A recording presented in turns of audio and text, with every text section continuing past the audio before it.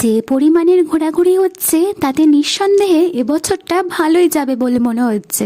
সকাল সকাল ব্রেকফাস্ট কমপ্লিটের পর চলে গিয়েছিলাম কোচবিহারের মদনমোহন মন্দিরে, আর সেখানেই পুজো দেওয়া তো কমপ্লিট হয়েই গিয়েছিল। এরপরই চললো গলাকে তৃপ্তি দেওয়ার পালা, সেজন্য নিয়ে নেওয়া হয়েছিল আখের রস। তারপর সেখান থেকে ছুটলাম রাজার দেশে, মানে কোচবিহারের রাজবাড়িতে। অনেক ঘোরাঘুরি হলো, এরপর পেট পুজো তো করতেই হচ্ছে। সামনেই একটা হোটেল দেখতে পেয়ে সেখানেই ছুটে গেলাম।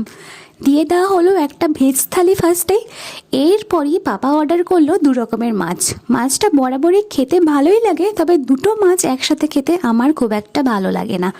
কিন্তু এখানকার সবজিগুলোর থেকে মাছটা কিন্তু আমার বেশি ভালো লেগেছিল। খাওয়া দাওয়া শেষে ঠান্ডা লাগা সত্ত্বেও মায়ের কথা অনুযায়ী লোভ সামলাতে না পেরে নিয়ে নেওয়া হলো কুলফি, আর তারপরেই চললো কোল্ড ড্রিঙ্কসের পালা। এরপরেই চারিপাশটা ঘুরে চলে এলাম বাড়ি। চলো নেক্সট পার্ট নিয়ে কিন্তু খুব তাড়াতাড়ি হাজির হয়ে যাব।